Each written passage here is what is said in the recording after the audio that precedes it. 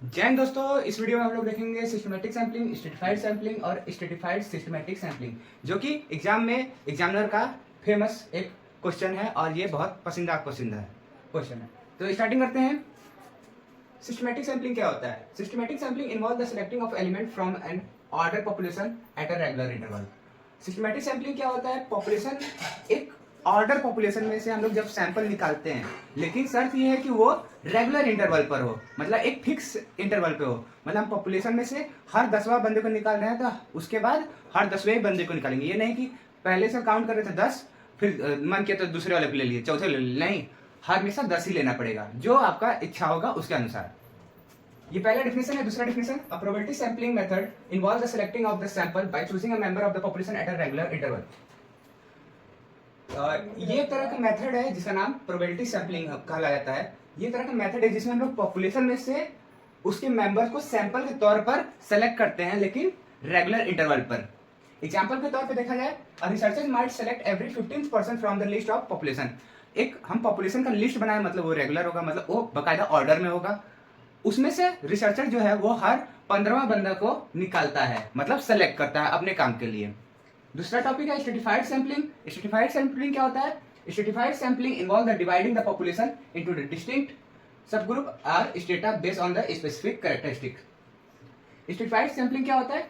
अगर पॉपुलेशन को हम लोग छोटे टुकड़ों में तोड़ दें, कोई भी पर्टिकुलर एक कैरेक्टरिस्टिक्स के बेसिस पर, तब हम लोग उसको स्ट्रेटिफाइड सैंपलिंग करते हैं। एग्जांपल के तौर पे आप जान सकते हैं कि अगर आप क्लास में हैं, क्लास में हम एक 3 कैटेगरी बनाते हैं। एक बच्चे जो कि बहुत ज़्यादा स्मार्ट है, मतलब अच्छे हैं पढ़ने में, दूसरे जो मॉडरेट है, और तीसरे जो है ठीक है, मतलब ना ही के बराबर है। तो ये 3 कैटेगरी बन जाता है और इसको हम लोग पॉपुलेशन को 3 कैटेगरी में तोड़ सकते हैं और उसको हम लोग यहाँ पर फिलहाल सब ग्रुप का नाम देते हैं और इसी चीज को हम लोग स्टेटा बोलते हैं। स्टेटा नया वर्ड है तो इसको थोड़ा जान लीजिए, थोड़ा सा ब्रीफ होगा, आगे और अच्छे समझेंगे। स्टेटा क्या होता है? स्टेटा पॉपुलेशन के छोटे छोटे टुकड़े होते हैं, लेकिन उन टुकड़ों में जो लोग रहेंगे वो एक कैटेगरी के रहेंगे। एग्जाम्पल के तौर पे अगर आप चाहो तो कोई पॉपुलेशन को एज के कैटेगरी पे कैरेक्टरिस्टिक्स पे उसको अलग कर सकते हो, जेंडर पे और इनकम लेवल पे भी अलग कर सकते हो। ऐसे और भी एग्जाम्पल है इटीसी, जो कि हमारे पॉपुलेशन को अलग तोड़ेंगे। एक कैरेक्टर जो कैरेक्टरिस्टिक यहाँ बता रहे हैं वो ये है एज, जेंडर और इनकम लेवल। लास्ट जो भी है इंपॉर्टेंट है, दोनों का मिक्सर है, stratified systematic sample. Stratified systematic और ये सैंपलिंग, ये दोनों मिलके ये वर्ड बनता है। इसलिए इन दोनों को पूछना नहीं चाहते हैं एग्जामिनर, इसी को पूछ लेते हैं तो मान जाता है कि इन दोनों पढ़े हैं, लेकिन ये तीनों जो है वो इंपॉर्टेंट है। क्यों? ये जो है वो डिफिनेशन के तौर पे साथ साथ एक डिफरेंस के तौर पे भी आएगा। अब मैं अगले वीडियो में, मतलब 1-2 वीडियो के बाद, थोड़े वीडियो के बाद, मैं ये सिस्टमैटिक और स्ट्रेटिफाइड सैंपलिंग का डिफरेंस जो है वो भी कराऊंगा, क्योंकि वो बहुत ज्यादा इंपॉर्टेंट है एग्जाम पॉइंट ऑफ व्यू से।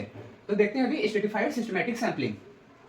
जैसे नाम से ही पता चल रहा है कि इसमें स्ट्रेटिफाइड भी का प्रॉपर्टी होगा और सिस्टमैटिक का भी प्रॉपर्टी होगा, इन्हीं दोनों का मिक्सर होगा, तो समझने में थोड़ा आसानी होता है। Stratified systematic sampling is consider as a random if the starting point is a random. जो स्ट्रेटिफाइड सिस्टमैटिक सैंपलिंग है उसको हम लोग रैंडम समझेंगे। कब? जब हमारा स्टार्टिंग पॉइंट भी रैंडम होगा, मतलब कोई भी सिलेक्शन होगा वो अचानक कोई को भी उठाकर लेना होगा। The periodic interval is determined before the hand. और जो हम लोग लेने वाले होंगे उससे पहले ही, ये रैंडम जो लेने वाले होंगे उससे पहले ही हम लोग को मालूम हो जाएगा कि ये फिक्स रेगुलर इंटरवल पर है कि नहीं। पीरियोडिक का मतलब ही होता है रेगुलर इंटरवल। पीरियोडिक का मतलब ही होता है रेगुलर। पीरियोडिक का मतलब एक नंबर, एक फिक्स नंबर के बाद। उसके बाद है it's used when the population is heterogeneous and certain homogeneous सब पॉपुलेशन कैन बी आइसोलेटेड। इसका यूज कहां पर है? ये बहुत ज्यादा इंपॉर्टेंट लाइन है। पॉपुलेशन जब हमारा हेटेरोजीनियस होगा, इसके बारे में बताएंगे अभी, और साथ साथ वो होमोजीनियस भी होगा। इसको ये लाइन को थोड़ा ब्रीफ में समझते हैं। ये हमारा पॉपुलेशन है।